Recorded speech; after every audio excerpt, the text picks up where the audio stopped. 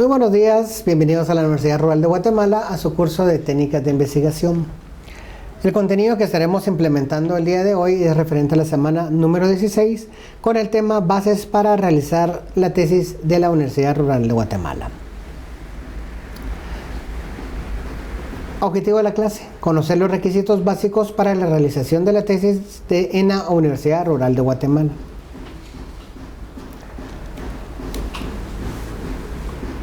Para entrar en materia podemos decir que esta es una técnica que se emplea para identificar una situación negativa, la cual se intenta solucionar analizando relaciones de tipo causa y efecto.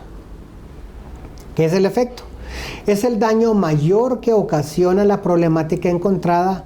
En el efecto son todos aquellos sucesos que se derivan del problema y permanecen en caso de no ejecutarse. ¿Qué es la causa? Son las condiciones que determinan o influyen en la aparición del problema. En lo que es en la Universidad Rural de Guatemala, nos basamos en un primer principio que es el árbol de problemas, en la hipótesis y en el árbol de objetivos. En este tópico se usa unas variedades con un bajo potencial productivo, cual ese árbol de problemas conlleva lo que son dos variables, la variable dependiente y la variable independiente, pero está conformado de lo que es el efecto, de lo que es un problema central y de lo que es la causa principal. En este caso, la variable dependiente es el efecto y la causa principal es la variable independiente.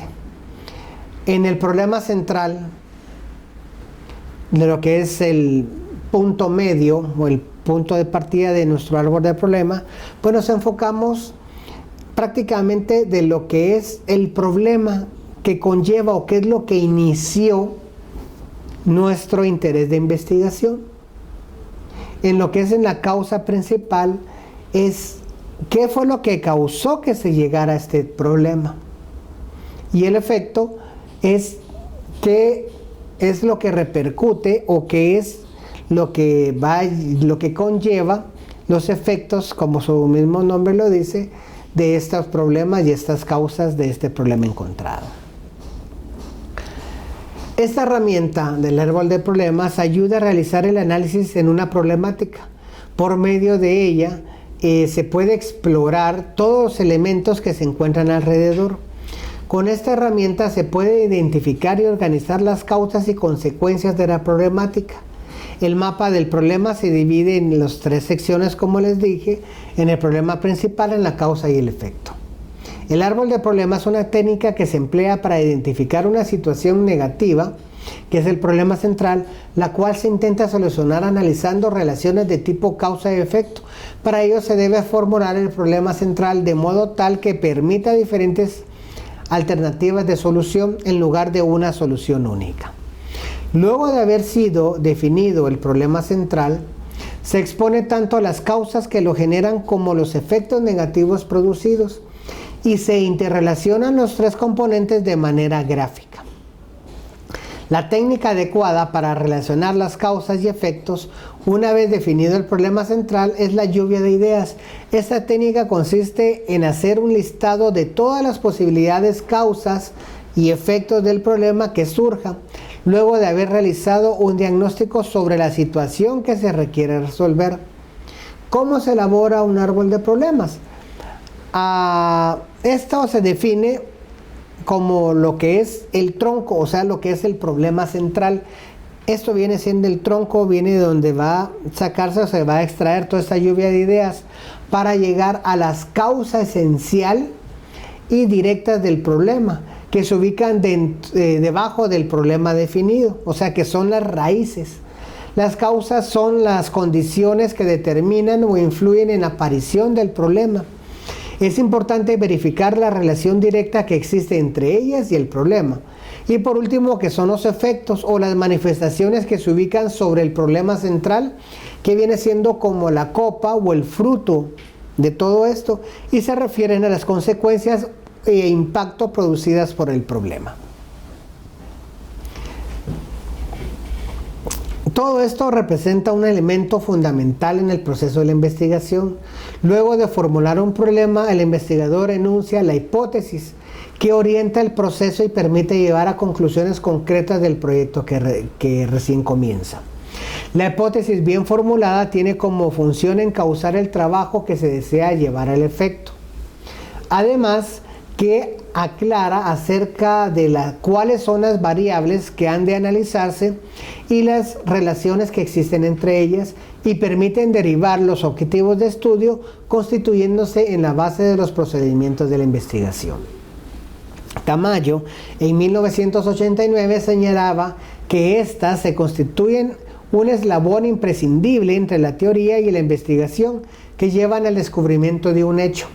Las razones anteriores esgrimadas hacen suponer que éstas ocupan un lugar primordial en la investigación al proporcionar los elementos necesarios que permiten llegar a los datos necesarios para permitir llegar al resolver un problema planteado. La definición de la hipótesis. Esta es una proposición que establece relaciones entre los hechos. Para otros es una posible solución al problema y otros más sustentan que la hipótesis no es otra cosa que una relación entre las variables y por último hay quienes afirman que es un método de comprobación.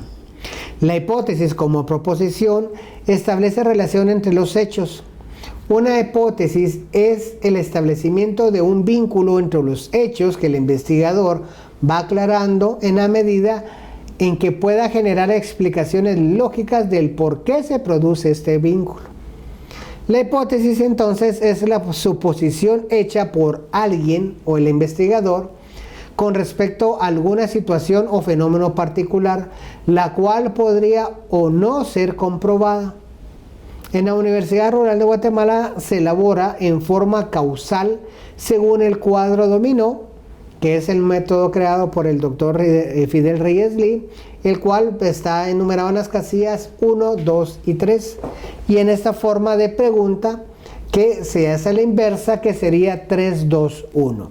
Entonces la hipótesis en la Universidad Rural sale precisamente de estas casillas, que es en la causa, que es, si lo miramos en orden, es el efecto, el problema central y la causa. De estos tres, en estas tres casillas o en estos tres pasos es de donde se va a derivar lo que es la hipótesis en la universidad. La elaboración del marco teórico. El documento de la tesis de la Universidad Rural de Guatemala es un documento que necesita mucha atención al momento de su elaboración. Se tiene que elaborar bajo ciertos lineamientos, los cuales se describen a continuación. Uno es escribir con léxico técnico, no coloquial. O sea, no escribir como se habla, es escribir prácticamente técnicamente. 2. Utiliza la redacción correcta y debida. 3. Usar correctamente los prefijos la, una, por ejemplo. Guatemala tiene una extensión territorial o tiene una población. Esto sería de una forma incorrecta. Se supone que solo hay una, no dos. La aldea, el terreno es incorrecto. Se debe escribir la aldea solamente o aldea, el terreno. No usar indebidamente las mayúsculas, el terreno. Ambas vocablos son parte del nombre propio del lugar, por lo que debe ir con letra inicial mayúscula. Es incorrecto también escribir aldea y el terreno, los dos con letra mayúscula. 4. No se puede escribir gerundios, palabras que terminan con ando, a excepción de cuando no deriva de un verbo o que sean de la terminación yendo. 5. No redactar en sentido personal. Por ejemplo, nos permitió, nos demostró y mos. Por ejemplo, las determinaciones en la investigación no deben decir se investigó, se permitió y no hacerlo como propia, porque recordemos que esta investigación va a un público en general. El tipo de letra para todo documento es el Times New Roman. El tamaño de la letra para todo documento debe ser el número 12, a excepción de lo que son las la descripción de las gráficas, el cual esta debe ir en tamaño número 8. Otra de las descripciones es de que en cada párrafo citado debe aparecer la cita bibliográfica de donde se obtuvo el texto con las normas APA sexta edición.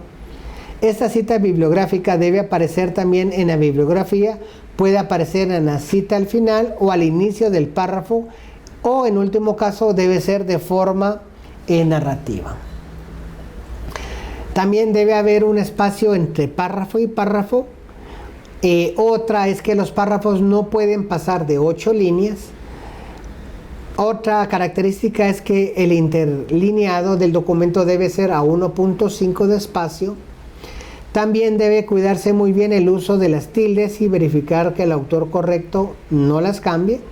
También que el documento debe tener lógica secuencial y congruencia. No se debe escribir subtítulos revueltos.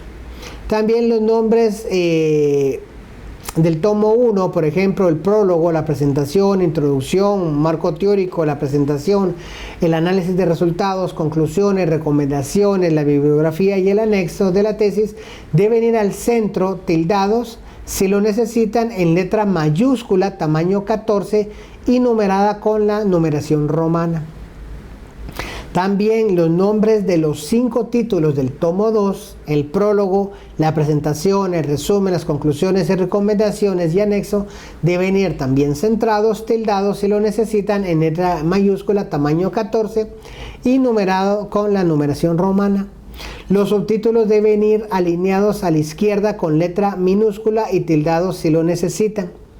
El margen en centímetros del trabajo o de las hojas de trabajo deben de llevar la siguiente información.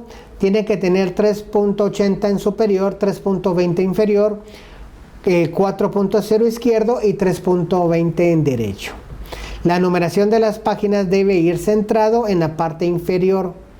En el parafraseado debe constituir más o menos el 85% total de la tesis y que de todos los párrafos deben de ir citados. Las citas de las normas APA sexta edición son las que deben utilizarse si el párrafo se copiara literal y tiene menos de 40 palabras, se deben usar comillas, luego colocar la cita bibliográfica acompañada de la página de donde se obtuvo el texto copiado. Si el párrafo se copiara literal y tiene más de 40 palabras, se debe usar sangría a todos los párrafos, luego colocar la cita bibliográfica. Se debe seguir después del párrafo anterior el margen establecido por la Universidad Rural de Guatemala, de tal manera que solo lo que se copiara tendrá sangría. Si se utilizan imágenes, cuadros, diagramas o dibujos propios del estudiante, se debe colocar la siguiente manera, que debe ponerse una descripción de lo que se ve en la figura, ya sea en la fuente, y lógicamente colocar el primer apellido, primera letra o el primer nombre y el año de donde se sacó la información. Si se utilizan imágenes, cuadros o diagramas, dibujos, etcétera, se debe colocar la descripción de cada uno de ellos. Bueno, compañeros, esta clase se estará lógicamente ampliando en lo que es en la clase en vivo, ya que el contenido es muy extenso, pero más sin embargo les dejo a continuación las preguntas para esta semana. Pregunta número 1. ¿Cuál es el tipo de letra que se debe usar para la elaboración del marco teórico? Pregunta número 2. ¿Cuál es el documento que debe tener lógica, secuencia y congruencia?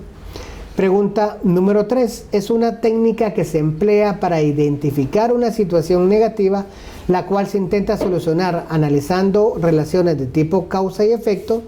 Pregunta número 4. ¿Qué debemos usar dentro de las normas APA si el párrafo se copiara literal y tiene menos de 40 palabras?